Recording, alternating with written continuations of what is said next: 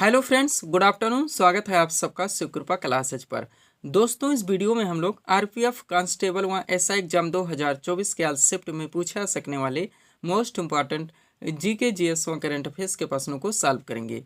दोस्तों, आपके एग्जाम्स में जीके जीएस व करंट अफेयर्स के जितने भी टॉपिक्स से क्वेश्चंस पूछे जाने हैं, उन सभी टॉपिक्स को कलेक्ट करके ए टू जेड एक एक क्वेश्चन व एक एक फैक्ट चुन चुन के डाला गया है। इसके अलावा आपके प्रीवियस ईयर एग्जाम्स के प्रश्नों को भी शामिल किया गया है। साथ में एक्स्ट्रा फैक्ट को पूरी तरह से कवर करने का प्रयास किया गया है।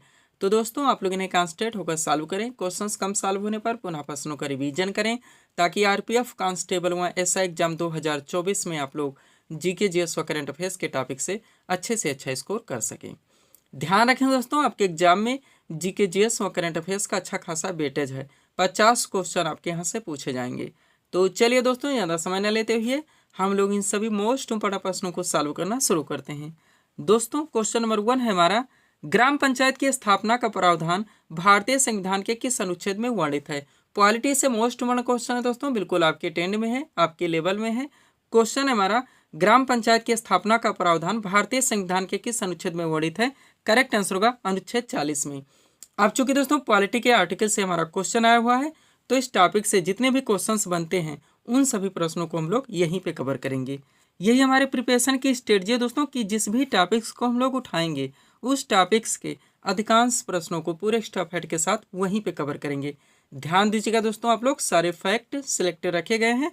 पहला पॉइंट है हमारा, भारतीय संविधान के अनुच्छेद 40 में राज्यों को ग्राम पंचायत के गठन का निर्देश दिया गया है। ये आपका सुपर पॉइंट है। आपके हर एग्जाम में दोस्तों घुमा घुमा के क्वेश्चन पूछाता है। कभी आर्टिकल आपके क्वेश्चन में दिया जाता है, ऑप्शन में आपके कॉन्सेप्ट दिए जाते हैं, यानी कि ग्राम पंचायत के गठन का निर्देश, और कभी कभी दोस्तों आपके क्वेश्चन में कॉन्सेप्ट दिया जाता है, यानी ग्राम पंचायत के गठन का निर्देश भारतीय संविधान के किस अनुच्छेद में वर्णित है, और आपके ऑप्शन में आर्टिकल दिए जाते हैं। तो पूरी तरह से आप लोग रिवाइज रखेंगे। नेक्स्ट पॉइंट है हमारा, 1992 के 73वें संशोधन अधिनियम के साथ ही पंचायती राज प्रणाली को संवैधानिक दर्जा प्राप्त हुआ और यह ग्रामीण शासन के लिए एक औपचारिक संरचना बन गई। पूरी तरह से प्रिपेयर रहेंगे। अब चलिए दोस्तों, आर्टिकल से हमारा क्वेश्चन आया हुआ था, तो इस टॉपिक से दोस्तों यानी पॉलिटी के जितने मोस्ट आर्टिकल हैं जो हमारे सभी वनडे एग्जाम में बार बार पूछे जाते हैं, रिपीट होते रहते हैं, हाईलाइटेड हैं, उन सभी दोस्तों आर्टिकल्स को हम लोग यहीं पे पूरी तरह से कवर करेंगे। ध्यान देंगे आप लोग। भारतीय संविधान के महत्वपूर्ण अनुच्छेद व संबंधित प्रावधान इस प्रकार हैं। चलिए शुरू करते हैं। एक तरफ संबंधित प्रावधान दिए गए हैं, दूसरी तरफ महत्वपूर्ण अनुच्छेद दिए गए हैं, यानी कि कौन से अनुच्छेद में कौन सा प्रावधान किया गया है। पहला पॉइंट है दोस्तों हमारा, संघ का नाम और राज्य क्षेत्र, इसका प्रावधान भारतीय संविधान के अनुच्छेद 1 में किया गया है। पूरी तरह से दोस्तों कॉन्सेंट्रेट होकर आप लोग इनको सॉल्व करेंगे। नेक्स्ट पॉइंट है, नए राज्यों का प्रवेश या स्थापना भारतीय संविधान के किस अनुच्छेद में आता है? तो 2 में आता है। आगे बढ़ेंगे। नेक्स्ट है दोस्तों, विधि के समक्ष समानता का अधिकार, आप आ चुके हैं फंडामेंटल राइट्स यानी मूल अधिकार में, सुपर पॉइंट है आपका। तो किस में आता है दोस्तों? अनुच्छेद 14 में आता है। सब कुछ आपके पीडीएफ में पूरी तरह से मेंशन है। नेक्स्ट, अस्पृश्यताकांत हाईलाइटेड है, आप लोग जानते हैं भारतीय संविधान के किस अनुच्छेद में वर्णित है? अनुच्छेद 17 में, बार बार पूछा जाता है। आगे बढ़ेंगे हम लोग। अगला पॉइंट हमारा क्या दोस्तों, 6 से 14 वर्ष तक के बच्चों को, सभी बच्चों को निःशुल्क और अनिवार्य शिक्षा का अधिकार भारतीय संविधान के किस अनुच्छेद के तहत दिया गया? तो 21 का। नेक्स्ट, अल्पसंख्यक वर्गों के हितों को संरक्षण का प्रावधान, तो अनुच्छेद 29 में है। नेक्स्ट, नागरिकों के लिए एक समान नागरिक संहिता यूसीसी, करंट में चल रहा आप लोग जानते हैं, यूनिफॉर्म सिविल कोड का प्रावधान भारतीय संविधान के किस अनुच्छेद में? तो आर्टिकल 44 में है। थोड़ा सा दोस्तों कॉमन सेंस यानी कि हम टिक लगाने को बताएंगे। समान नागरिक संहिता यानी समान शब्द है, समान आर्टिकल है। ऐसे भी करके दोस्तों हम लोगों को क्वेश्चंस को अपने याद रखने होते हैं।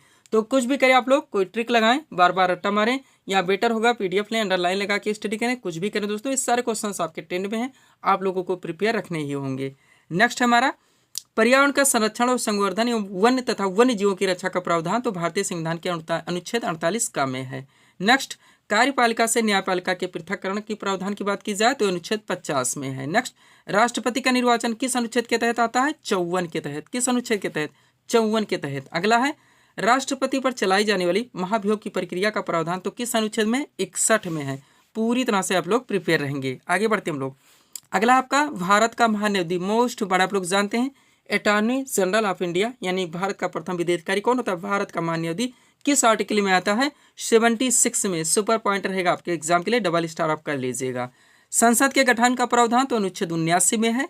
धन विधेयक की परिभाषा मोस्ट इम्पोर्टेंट है ही, अनुच्छेद 110 में आता है। वार्षिक वित्तीय विवरण जिसे हम लोग बजट कहते हैं, वास्तव में बजट शब्द का संविधान में कहीं पर भी कोई प्रावधान नहीं है, इसे वार्षिक वित्तीय विवरण के नाम से जाना जाता है।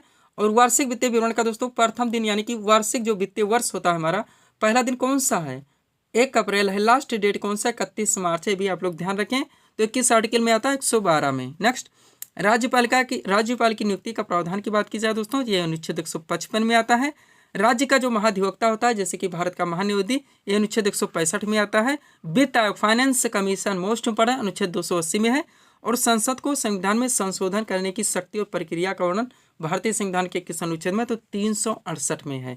पूरी तरह से इन आर्टिकल्स को दोस्तों आप लोग प्रिपेयर रखेंगे। सब्सक्राइब करें आप हमारी स्टडी चैनल शिवकृपा क्लासेज को इसी तरह के वीडियोस के लिए। आगे बढ़ते हैं, थोड़ा सा पीडीएफ के बारे में बात करेंगे दोस्तों, पुनः हम लोग नेक्स्ट क्वेश्चन की ओर चलेंगे। ध्यान देंगे आप लोग, 4 पीडीएफ यहाँ पे हमारा लगा हुआ है, लेकिन हम लोग सबसे पहले आरपीएफ कांस्टेबल व एसआई एग्जाम 2024 के बारे में बात करेंगे, जिसका ऑलरेडी दोस्तों हम लोग यहाँ पे प्रिपरेशन भी कर रहे हैं। दोस्तों इसमें जो आपका पाठ्यक्रम आएगा, आपका पूरा जीके यानी कि हिस्ट्री, पॉलिटी, ज्योग्राफी, इकोनॉमिक्स, आपका पूरा विविध का चैप्टर जो कि आपके एग्जाम में पूरी तरह से 10 में रहता है। इसके अलावा आपका जीएस यानी कि जनरल साइंस व करंट अफेयर्स, इन सब के पूरे पाठ्यक्रम को टोटल 25 पीडीएफ में अच्छी तरह से कंप्लीट किया गया, जिसके पेड फीस 100 रुपये रखी गई। व्हाट्सअप नंबर आप लोगों के सामने, जहाँ पे आप जुड़कर पीडीएफ ले सकते हैं। सेकंड पीडीएफ के बारे में बात की जाए दोस्तों, तो बिहार एसएससी और बिहार पुलिस कांस्टेबल का हमारा कंबाइन लगा हुआ है, जो कि अभ्यर्थियों को दिया जा रहा है। नेक्स्ट पीडीएफ जो हमारे द्वारा दोस्तों अभ्यर्थियों को दिया जा रहा है, यूपी पुलिस कांस्टेबल एग्जाम 2024 पाठ्यक्रम आप लोग जानते ही हैं। आपका पूरा जीके आएगा, पूरा विविध आएगा, पूरा जीएस आएगा, करंट आएगा, सामान्य हिंदी आएगा, यूपी स्पेशल में स्टैटिक व करंट, इन सब के पूरे पाठ्यक्रम को टोटल 39 यानी कि 39 पीडीएफ में कंप्लीट किया गया है, जिसकी पेड फीस भी 100 रुपये रखी गई है। लास्ट पीडीएफ जो हमारे द्वारा अभ्यर्थियों को दिया जा रहा है, एसएससी सीपीओ एग्जाम 2024, और ये पाठ्यक्रम आप लोग जानते हैं एसएससी के द्वारा जितने भी एग्जाम्स कंडक्ट करवाए जाते हैं, चाहे सीजीएल हो, सीएचएसएल हो, एमटीएस हो या फिर जेडी हो, इन सब के पाठ्यक्रम को भी पूरी तरह से कवर कर रहा है। ऑलरेडी एक बात कहना जरूर चाहेंगे दोस्तों, जितने लोग पीडीएफ ले चुके हैं या ले रहे हैं, आप लोग पीडीएफ का प्रिंट आउट जरूर निकलवाएं। अच्छी खासी आपकी सीट बन जाएगी, आप लोग अंडरलाइन लगा के स्टडी कर सकते हैं, रिवाइज कर सकते हैं। और अगर आप इतना कर लेते हैं, कम से कम समय में आप लोगों की प्रिपरेशन बिना इधर उधर बढ़ के अच्छी तरह से कंप्लीट हो जाती है। चलते हम लोग अगले क्वेश्चन की ओर। क्या हमारा क्वेश्चन, 2011 की जनगणना के अनुसार भारत का जनसंख्या घनत्व कितना है? करेक्ट आंसर होगा 382 व्यक्ति प्रति वर्ग किलोमीटर। क्वेश्चन कहाँ से? 2011 की जनगणना से आया। तो हम लोग क्या करेंगे, एक सीट यहाँ पे लगा दिए। 2011 की जनगणना से रिलेटेड जितने भी क्वेश्चंस बनते हैं, अभी हाल ही में जेडी हुआ, भर भर के पूछेंगे, इसी में से रिपीट हुए हैं। तो दोस्तों सब कुछ इस सीट में पूरी तरह से मेंशन है। अगर इस सीट को आप लोग पूरी तरह से प्रिपेयर रखते हैं, जनगणना से रिलेटेड आपके एग्जाम में कोई भी क्वेश्चन पूछे जाएंगे, ना क्वेश्चन आपके मिस होने वाले हैं, ना गलत होने वाले हैं, सब कुछ आपके पीडीएफ में पूरी तरह से मेंशन है। तो चलिए शुरू करते हैं हम लोग। क्वेश्चन क्या है दोस्तों हमारा, 2011 की जनगणना के अनुसार भारत का जनसंख्या घनत्व कितना? करेक्ट आंसर होगा 382 व्यक्ति प्रति वर्ग किलोमीटर। आप चलिए ये टू जेड इस सीट को पूरी तरह से कवर करते हैं। पहला पॉइंट हमारा, भारत में जनगणना की शुरुआत 1872 में लॉर्ड मेयो के कार्यकाल में हुई थी, ध्यान रखेंगे। नेक्स्ट है, भारत में नियमित जनगणना की शुरुआत 1881 में लॉर्ड रिपन के कार्यकाल में की गई थी। दोनों ध्यान रखेंगे, 1872 में जो लॉर्ड मेयो के शासनकाल में हुई थी नियमित नहीं थी। नियमित की बात की जाए तो 1881 में लॉर्ड रिपन के कार्यकाल में की गई थी। अगला देखेंगे, जनगणना संघ सूची का विषय, ये भी आप लोग ध्यान रखेंगे। थोड़ा सा बात करते हैं बेसिक दोस्तों। भारतीय संविधान के अनुसूची 7 में संघ सूची, राज्य सूची और समवर्ती सूचियों का वर्णन है। संघ सूची के विषयों पर कानून बनाने का अधिकार भारतीय संसद को है। राज्य सूची के विषयों पर कानून बनाने का अधिकार राज्य के विधानमंडल को है। समवर्ती सूची के विषयों पर कानून बनाने का अधिकार भारतीय संसद और राज्य विधानमंडल दोनों को है। लेकिन अगर किसी भी विषय पर दोनों के मध्य विवाद उत्पन्न होता है तो भारतीय संसद के द्वारा बनाया गया कानून मान्य होगा। अब यहाँ पे पॉइंट है, जनगणना की सूची का विषय तो संघ सूची का विषय, शिक्षा आपका समवर्ती सूची का विषय, भी बार बार पूछाता है। पुलिस व्यवस्था भी ध्यान रखेंगे, ये राज्य सूची का विषय है, बार बार पूछा जाता है, ध्यान रखेंगे आप लोग। अब किस आर्टिकल में आता है ये भी आप लोग देख लीजिए, जिसका वर्णन संविधान के अनुच्छेद 246 में है। आर्टिकल भी ध्यान रखेंगे। एक बात और दोस्तों, जो विषय संघ सूची, राज्य सूची व समवर्ती सूचियों में शामिल नहीं होते हैं, उन्हें हम लोग अवशिष्ट सूची के अंतर्गत मानते हैं, जिन पर पूरा अधिकार केंद्र का होता है। अगला पॉइंट देखेंगे, 2011 की जनगणना भारत की 15वीं जनगणना और स्वतंत्र भारत की 7वीं जनगणना थी, ये भी ध्यान रखेंगे। नेक्स्ट पॉइंट है हमारा, 2011 की जनगणना के समय जनगणना आयुक्त की बात की जाए तो डॉक्टर सी चंद्रमौली थे। अगला पॉइंट, 2011 की जनगणना का आदर्श वाक्य तो हमारी जनगणना हमारा भविष्य। आगे बढ़ेंगे। पॉइंट हमारा दोस्तों, जनगणना 2011 के अनुसार भारत में कुल कितने जिले हैं? तो 640 जिले। नेक्स्ट, जनगणना 2011 के अनुसार भारत का सर्वाधिक जनसंख्या वाला जिला तो थाने है, जो कि महाराष्ट्र में पड़ता है। और इसी के साथ देखेंगे जनगणना 2011 के अनुसार भारत का न्यूनतम जनसंख्या वाला जिला तो दिबांग वैली, जो कि अरुणाचल प्रदेश में पड़ता है।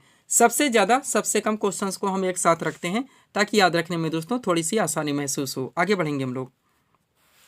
अगला पॉइंट हमारा क्या देखेंगे आप लोग दोस्तों, जनगणना 2011 के अनुसार भारत का सर्वाधिक जनघनत्व वाला राज्य तो बिहार है। और इसी के साथ देखेंगे जनगणना 2011 के अनुसार भारत का न्यूनतम जनघनत्व वाला राज्य वो अरुणाचल प्रदेश है। नेक्स्ट पॉइंट देखेंगे जनगणना 2011 के अनुसार भारत का जनसंख्या घनत्व, जो कि हमारा क्वेश्चन था, 382 व्यक्ति प्रति वर्ग किलोमीटर। नेक्स्ट पॉइंट देखेंगे जनगणना 2011 के अनुसार भारत का लिंगानुपात तो दोस्तों 943 है, यानी 1000 पुरुषों पे स्त्रियों की संख्या कितनी है, 943 है। नेक्स्ट जनगणना 2011 के अनुसार भारत की साक्षरता दर तो 74.04% है, जिसमें पुरुष साक्षरता दर की बात की जाए तो 82.14% और महिला साक्षरता दर की बात की जाए तो 65.46%। आगे बढ़ते हैं। पॉइंट है दोस्तों, जनगणना 2011 के अनुसार भारत का सबसे साक्षर राज्य वो केरल है। जनगणना 2011 के अनुसार भारत का न्यूनतम साक्षर राज्य बिहार है। अपडेट रखेंगे, आप लोग जानते भी होंगे। नेक्स्ट जनगणना 2011 के अनुसार भारत का सबसे साक्षर केंद्र शासित प्रदेश की बात की जाए तो लक्षद्वीप है। और इसी के साथ देखेंगे जनगणना 2011 के अनुसार न्यूनतम साक्षरता वाला केंद्र शासित प्रदेश तो दादरा और नगर हवेली है। पूरी तरह से अपडेट रखेंगे, सब कुछ आपका यहाँ पे कवर हो रहा है। नेक्स्ट पॉइंट है जनगणना 2011 के अनुसार भारत का सर्वाधिक लिंगानुपात वाला राज्य सभी लोग जानते हैं केरल है। नेक्स्ट जनगणना 2011 के अनुसार भारत का न्यूनतम लिंगानुपात वाला राज्य वो हरियाणा है। आगे बढ़ेंगे। जनगणना 2011 के अनुसार भारत का सबसे कम जनसंख्या वाला राज्य वो सिक्किम है। और इसी के साथ देखेंगे जनगणना 2011 के अनुसार भारत का सर्वाधिक जनघनत्व वाला जनसंख्या वाला राज्य वो उत्तर प्रदेश है। पूरी तरह से अपडेट रखेंगे। पीडीएफ के बारे में ऑलरेडी बात हो चुकी है दोस्तों। बिहार एसएससी वहाँ बिहार पुलिस कांस्टेबल का हमारा कंबाइन है। आरपीएफ कांस्टेबल वहाँ ऐसा एग्जाम 2024, एसएससी सीपीओ वहाँ ऐसा एग्जाम 2024 और यूपी पुलिस कांस्टेबल एग्जाम 2024। बढ़ते हैं हम लोग अगले क्वेश्चन की ओर।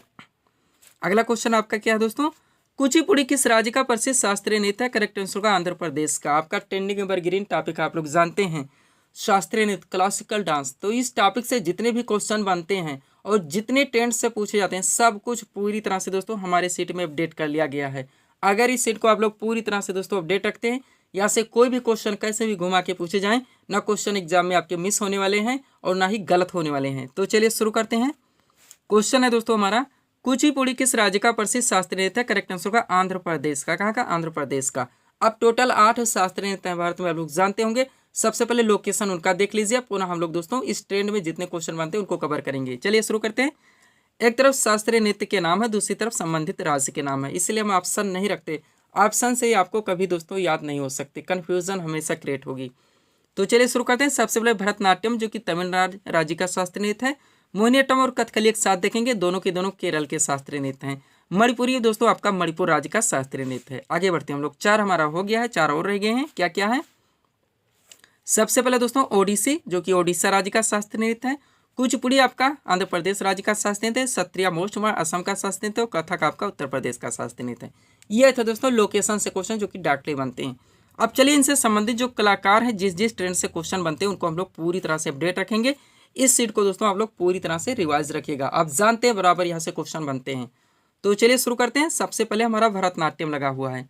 पहला क्वेश्चन है, भारत का सबसे पुराना शास्त्रीय नृत्य कौन सा है? तो भरतनाट्यम है। नेक्स्ट पॉइंट, किस शास्त्रीय नृत्य को भारत के यानी शास्त्रीय नृत्यों की जननी माना जाता है? तो भी भरतनाट्यम सबसे पुरानी है, तो जननी यही हो जाएगी। ये 2 क्वेश्चन ट्रेंडिंग बनते हैं। अब देखिएगा भरतनाट्यम से संबंधित कलाकार, सबसे पहले महिला देखेंगे तो यामिनी कृष्णमूर्ति, मृणालिनी साराभाई, मीनाक्षी सुंदरम पिल्लई, बाला सरस्वती, रुक्मणी देवी अरुंडेल, अलरवेलवल्ली, पद्मा सुब्रमण्यम, विजंती माला और लीला सैमसन। ये थे महिला कलाकार दोस्तों भरतनाट्यम से संबंधित। अब भरतनाट्यम से संबंधित पुरुष कलाकार देखिए तो रेवंत साराभाई, सीवी चंद्रशेखर, उदय शंकर और विजय माधवन। ये 4 नाम आप लोग अपडेट रखेंगे। ये थे दोस्तों कुछ भरतनाट्यम से जितने क्वेश्चन बनते हैं उनको हम लोग अपडेट किए हैं। अब आगे बढ़ते हैं। कथकली देखिए आप लोग। पहला क्वेश्चन यहाँ से क्या बनता है, किस शास्त्रीय नृत्य में मुखौटे का प्रयोग किया जाता है? तो कथकली है, बार बार पूछाता है। अब कथकली से संबंधित कलाकार देखिए तो गोपीनाथ, रागिनी देवी, उदय शंकर, शिवरामन और माधवन आनंद। ये 5 नाम आप लोग अपडेट रखेंगे। आगे बढ़ते हैं। नेक्स्ट हमारा क्या लगा दोस्तों, कथक। कथक कहाँ का है? उत्तर प्रदेश का शास्त्रीय नृत्य है। यहाँ से क्या क्या बनता है देखेंगे आप लोग। सबसे पहले जयपुर घराना, लखनऊ घराना और वाराणसी घराना किस नृत्य शैली के घराने हैं? कथक के। सुपर पॉइंट है, एक साथ हम अपडेट कर दिए हैं। अब कथक नृत्य के कलाकार देखिए तो बिरजू महाराज, शंभू महाराज, बैजनाथ प्रसाद, लच्छू महाराज, सुंदर प्रसाद, सितारा देवी, गौरी शंकर, गोपी कृष्ण, हजारी अग्रवाल पूरी तरह से अपडेट रखेंगे। कुचिपुड़ी देख लीजिए, इनसे नृत्य कलाकार कौन कौन से? लक्ष्मी नारायण शास्त्री पहला नाम, कभी नहीं भूलेंगे आप लोग, बार बार पूछा था। राजा और राधा रेड्डी, यामिनी कृष्णमूर्ति, मंजू भार्गवी, यामिनी रेड्डी और भावना रेड्डी पूरी तरह से अपडेट रखेंगे। एक नोट देख लीजिए ताकि कंफ्यूजन न रहे। दोस्तों यामिनी कृष्णमूर्ति का संबंध भरतनाट्यम व कुचिपुड़ी दोनों शास्त्रीय नृत्य से है, ध्यान रखेंगे आप लोग। अब आगे बढ़ते हैं। हमारा लगा हो दोस्तों मोहिनीअट्टम, जो कि केरल का शास्त्रीय नृत्य है। यहाँ से क्या क्या क्वेश्चन बनेगा देखेंगे आप लोग। पहला क्वेश्चन है मोहिनीअट्टम किस हिंदू देवता से संबंधित है? तो भगवान विष्णु, बार बार पूछा जाता है। अब मोहिनीअट्टम से संबंधित कलाकार देख लीजिए, हेमा मालिनी, कनक रेले, सुनंदा नायर, पल्लवी कृष्णन और राधा दत्तापति, ये 5 नाम आप लोग ध्यान रखेंगे। ओडिसी नृत्य कलाकार सोनल मान सिंह, केलुचरण मोहपात्रा, चित्रा कृष्णमूर्ति और शर्मिला मुखर्जी। लास्ट है सत्रिया, जो कि असम का शास्त्रीय नृत्य है, सुनील कोठारी और जतिन गोस्वामी, 2 नाम आप लोग यहाँ से अपडेट रखेंगे। अगर दोस्तों आप लोग इतना पूरी तरह से अपडेट रखते हैं तो शास्त्रीय नृत्य से कोई भी क्वेश्चन पूछे जाएं एग्जाम में आपके क्वेश्चन न मिस होंगे और न ही आप लोगों को तुक्का लगाना पड़ेगा। पीडीएफ के लिए व्हाट्सएप नंबर हमारा लगा हुआ है। बढ़ते हम लोग अगले क्वेश्चन की ओर। क्वेश्चन क्या हमारा, भारतीय संविधान द्वारा राष्ट्रगान को कब अपनाया गया? क्वेश्चन कैसे रखे गए दोस्तों, हर ट्रेंड से जैसे जैसे क्वेश्चन बन सकते हैं, क्वेश्चन को कैसे ज़्यादा से ज़्यादा कम समय में कवर किया जा सकता है, हर ट्रेंड से हम क्वेश्चन को रखने का प्रयास करते हैं। अब यहाँ एक्स्ट्रा फैक्ट में आपके बहुत सारे क्वेश्चन कवर होंगे।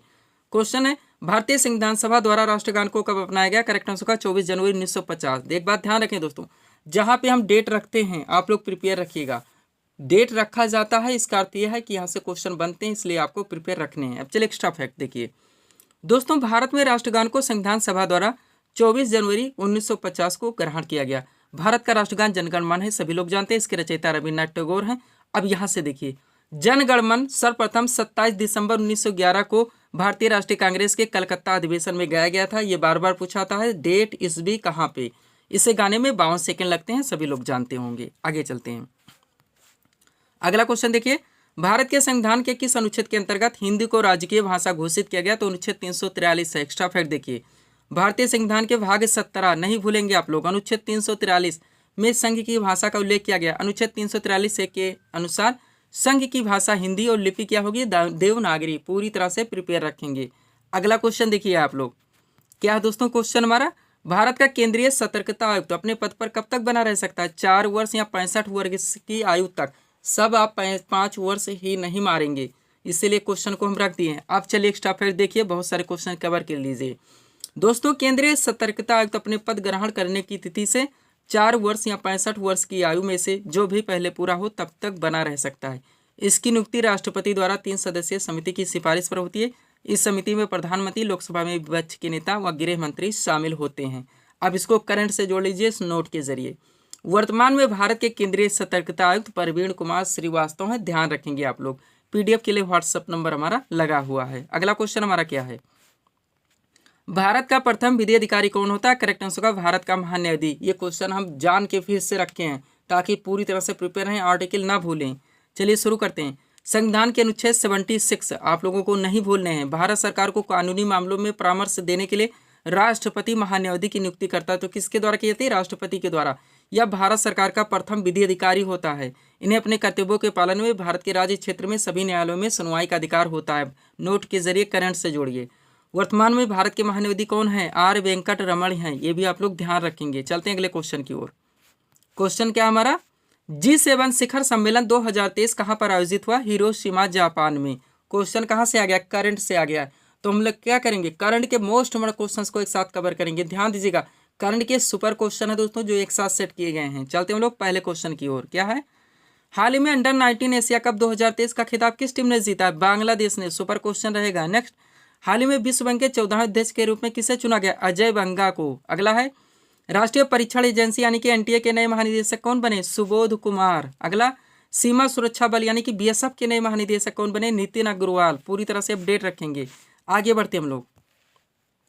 अगला क्वेश्चन आपका क्या है दोस्तों, अंतर्राष्ट्रीय प्रवासी दिवस कब मनाया जाता है? 18 दिसंबर को। करंट रिलेटेड है, इसी के साथ देखेंगे। हाल ही में राष्ट्रीय उपभोक्ता अधिकार दिवस कब मनाया गया? 24 दिसंबर को। नेक्स्ट, हाल ही में विजय हजारे ट्रॉफी 2023 किस टीम ने जीता है? हरियाणा ने। नेक्स्ट, हाल ही में राजस्थान के नए मुख्यमंत्री के रूप में किसे चुना गया? भजन लाल शर्मा को। आगे बढ़ते हैं।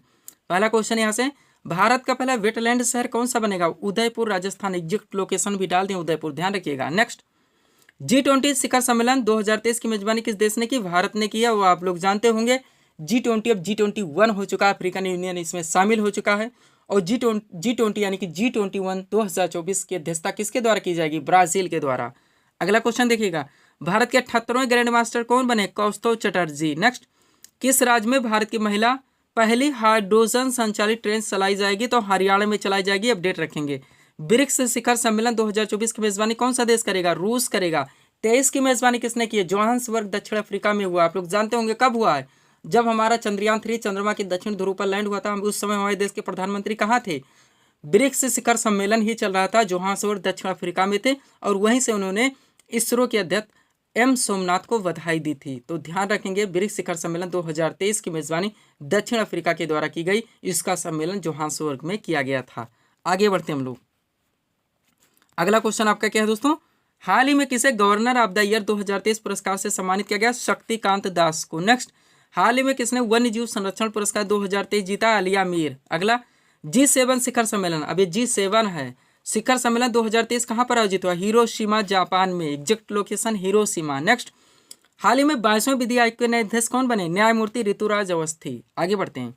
पहला क्वेश्चन देखिएगा, 4 सुपर है क्वेश्चन। पहला है, राष्ट्रीय मानवाधिकार आयोग यानी कि NHRC के नए अध्यक्ष कौन बने हैं? अरुण कुमार मिश्रा। नेक्स्ट, संघ लोक सेवा आयोग यानी कि UPSC union public service commission के नए अध्यक्ष कौन बने? डॉक्टर मनोज सोनी। नेक्स्ट, केंद्रीय अन्वेषण ब्यूरो यानी कि CBI के नए निदेशक कौन बने? परवीन सूद। और यहाँ से अगला क्वेश्चन है हमारा, हाल ही में 16वें वित्त आयोग के नए अध्यक्ष कौन बने? डॉक्टर अरविंद पनगड़िया। ये करंट के क्वेश्चन थे दोस्तों, जिनको हम लोगों ने एक साथ कवर किए हैं। आगे बढ़ते हम लोग नेक्स्ट क्वेश्चन की ओर। अगला क्वेश्चन आपके क्या है? खालसा पंथ की स्थापना किसने की थी? करेक्ट आंसर होगा गुरु गोविंद सिंह ने। क्वेश्चन स्टैटिक से आया। क्या करेंगे हम लोग? हमारे स्टैटिक के जितने भी टॉपिक्स हैं, चाहे हिस्ट्री से हैं, चाहे पॉलिटिक्स हैं, चाहे जियोग्राफी, चाहे इकोनॉमिक्स, चाहे सारे हमारे मिससेलेनियस यानी कि विविध के चैप्टर्स हैं, या फिर जनरल साइंस से हैं, उन सबके मोस्ट इम्पोर्टेंट प्रश्न जो हमारे सभी वनडे एग्जाम में बार बार पूछे जाते हैं, रिपीट होते रहते हैं, उन सभी प्रश्नों को हम लोग दोस्तों रैपिड फायर के जरिए कम से कम समय में यहाँ पे पूरी तरह से कवर करेंगे। सब कुछ आपके PDF में पूरी तरह से मेंशन है। चलते हैं पहले क्वेश्चन की ओर। क्या है? जैन धर्म के प्रथम तीर्थंकर कौन थे? ऋषभ देव। नेक्स्ट, जैन धर्म के 23वें तीर्थंकर कौन थे? पार्श्वनाथ। महावीर स्वामी ने अपने उपदेश किस भाषा में दिए थे? प्राकृत भाषा में। बाकी 24वें आपके जानते हैं महावीर स्वामी थे। नेक्स्ट, नागार्जुन कौन थे? एक बौद्ध दार्शनिक। अगला है, विजयनगर साम्राज्य किस नदी के तट पर स्थित था? तुंगभद्रा नदी के तट पर। अगला, लौह और रक्त की नीति किसने अपनाई? बलबन ने। नेक्स्ट, खालसा पंथ की स्थापना किसने की थी? गुरु गोविंद सिंह ने। Next, an area of darkness के लेखक कौन है? VS नायपाल। बार बार पूछा जाता है, एन एरिया ऑफ डार्कनेस के लेखक कौन है? VS नायपाल। अगला क्वेश्चन देखेंगे, केंद्रीय पोषण उद्यान संस्थान कहाँ स्थित है? लखनऊ में। नेक्स्ट, भारतीय दलहन अनुसंधान संस्थान कहाँ स्थित है? कानपुर में। भारत के किस राज्य में फुलहार झील स्थित है? तो उत्तर प्रदेश में। 1 डिग्री अक्षांश यानी लैटिट्यूड कितने किलोमीटर को दर्शाता है? 111 किलोमीटर। अगला, अंतर्राष्ट्रीय परमाणु ऊर्जा एजेंसी कहाँ पर स्थित है? वियना, ऑस्ट्रिया में। वियना, ध्यान रखेंगे। सर्वप्रथम पारिस्थितिक तंत्र शब्द का प्रयोग किसने किया? AG टांसले ने। नेक्स्ट, आर्द्रता किसमें मापी जाती है? हाइग्रोमीटर में। अगला है, पीतल किसका मिश्रण है? जस्ता तथा तांबा का। नेक्स्ट, ऑक्सीजन की खोज किसने की थी? जोसेफ प्रिस्टिले ने। नेक्स्ट, धावन सोडा का रासायनिक नाम क्या है? Sodium carbonate. आगे बढ़ते हैं, प्रकाश संश्लेषण की क्रिया में प्रकाश ऊर्जा बदलती है तो रासायनिक ऊर्जा में बदलती है। नेक्स्ट, पीलिया रोग में शरीर का कौन सा अंग प्रभावित होता है? तो यकृत है। नेक्स्ट, कोशिका की खोज किसने की थी? रॉबर्ट हुक ने। किसने? रॉबर्ट हुक ने। कब की थी? कमेंट करके आप लोग बताएंगे। आगे बढ़ते हम लोग, रेणुका झील भारत के किस राज्य में स्थित है? हिमाचल प्रदेश में। नेक्स्ट, 1857 विद्रोह के दौरान मुगल सम्राट कौन था? तो बहादुर शाह जफर थे। नेक्स्ट, सरदार सरोवर बांध किस नदी पर स्थित है? नर्मदा नदी पर। अगला क्वेश्चन, विजयनगर साम्राज्य की स्थापना कब हुई थी? 1336 में। नेक्स्ट, उत्तर पश्चिम रेलवे का मुख्यालय कहाँ पर स्थित है? जयपुर, राजस्थान में। ध्यान रखेंगे। लास्ट क्वेश्चन है हमारा, टिटनेस से शरीर का कौन सा अंग प्रभावित होता है? तो तंत्रिका तंत्र है। कौन सा? तंत्रिका तंत्र।